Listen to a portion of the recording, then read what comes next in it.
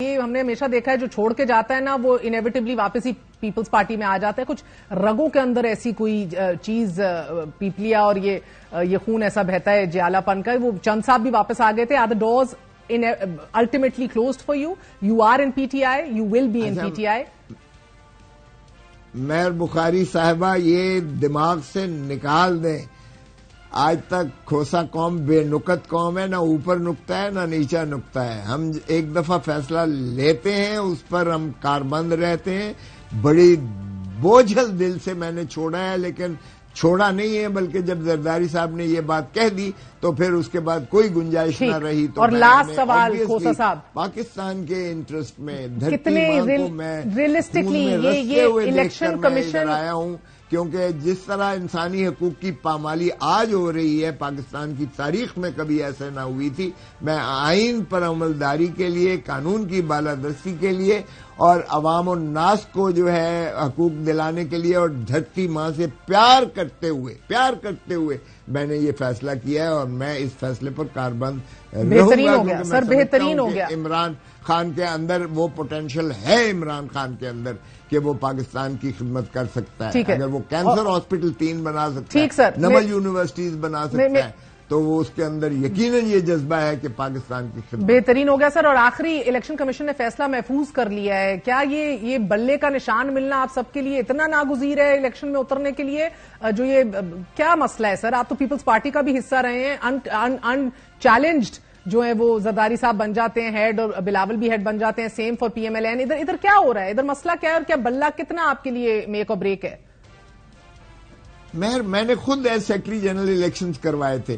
میں نے جاوید ویس جو آج کل ایڈیشنل اٹارنی جنرل ہے, اس کو وہ وکیل تھا میرے چیمبر سے, میں نے اس کو چیف الیکشن کمشنر بنایا. ہم نے دفتر میں بیٹھ کر جو ہے ایک فارمیٹ بنایا. اس فارمیٹ کو ہم نے جو ہے 4 صوبوں میں بھیجا.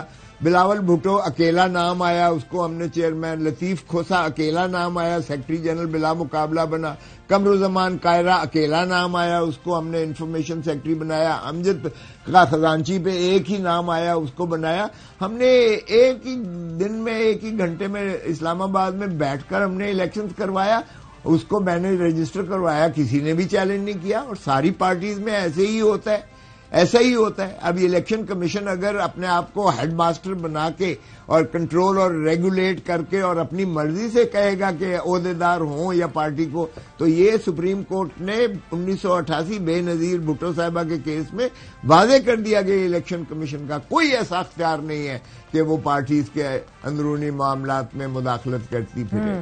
اس لیے مجھے یقین ہے کہ یہ اگر کرے گی بھی تو وہ سسٹین نہیں ہوگا.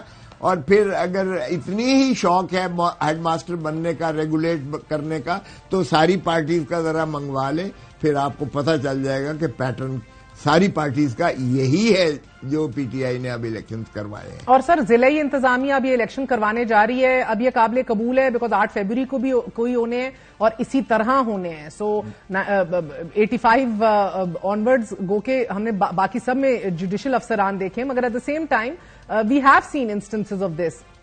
آپ لوگ اس بات پہ اکتفا کر چکے ہیں؟ دیکھیں, میں ایک کریڈٹ میں دیتا ہوں چیف جسٹس قاضی فائز عیسیٰ صاحب کو. جب انہوں نے 8 فروری کیا تھا تو انہوں نے کہا تھا یہ پتھر پر لکیر ہے, لیکن پھر بھی اسپیکولیشن تھی کہ نہیں ہوگا. ایک صاحب نے کہنا شروع کر دیا برف پڑی ہوئی ہے, ادھر سے تو آ نہیں سکتے. دوسرے نے کہا لیول پلئنگ فیلڈ نہیں ہے, یہ تو پھر سلیکٹڈ ہے, وغیرہ وغیرہ. تو یہ ایک تو طے ہو گیا کہ 8 فروری کو یہ یقیناً ہوگی, اور سرفراز بگٹی نے استعفیٰ دیا, اس کا بھی واضح یہی ثبوت ملتا ہے کہ 8 فروری کو ہوگا. اب دوسری بات, کاش کے چیف جسٹس صاحب یہ بھی ادراک کر لیتے کہ ایسے ڈپٹی کمشنرز اور ایسے اسسٹنٹ کمشنرز جن کے ڈیٹینشن آرڈرز بغیر نام کے خالی دستخط شدہ ہر تھانے میں پڑے ہوئے ہیں, ہر تھانے میں پڑے ہوئے ہیں. کسی کو چاہیں, جس طرح مرمت کو کیا ہے, کسی کو چاہیں یہ اٹھا کر اور نظر بند کر کے اور جیل میں ڈال دیں تاکہ وہ الیکشن نہ لڑ سکے یا وہ کاغذات نامزدگی نہ داخل کر سکے. تو کاش عدلیہ اس چیز کا بھی ادراک کرے کہ دیکھیں جو ایڈمنسٹریٹو آپ بناتے ہیں, deputy commissioner, district returning officer یا ریٹرننگ آفیسر اسسٹنٹ کمشنر بناتے ہو یا پریزائڈنگ آفیسرز بناتے ہو, ٹیچرز وغیرہ, تو خدا را یہ دیکھیں کہ ایسا فراڈ نہ ہو کہ پھر جو ہے وہ رزلٹ کو تبدیل کیا جائے. آر ٹی ایس 1918 سر ویسے میں معذرت کے ساتھ کھوسا صاحب آپ کو یاد ہوگا زرداری صاحب نے بھی آر او الیکشن کا تانا دیا, عمران خان صاحب نے خود عدلیہ کے رول کو شرمناک قرار دیا.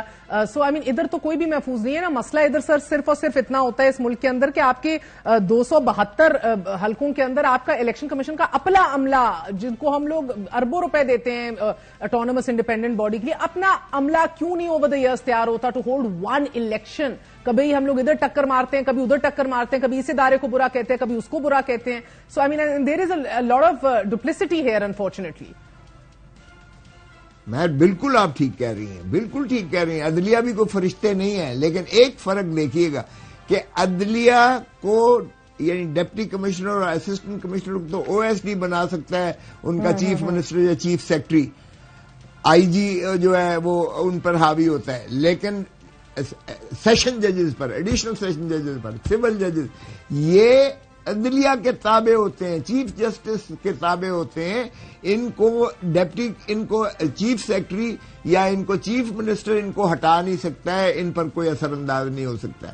یہ میں نہیں کہہ رہا ہوں کہ یہ اثرات سے ماورا ہے, کوئی اکا دکا اثرات بالکل لیتا ہوگا. بتائیے گا لیکن بڑا کلیئر ایک واضح اصول ہم نے سپریم کورٹ میں سنا کہ یک طرفہ کام نہیں چل سکتا, ہر ایک کی سنوائی ہوگی.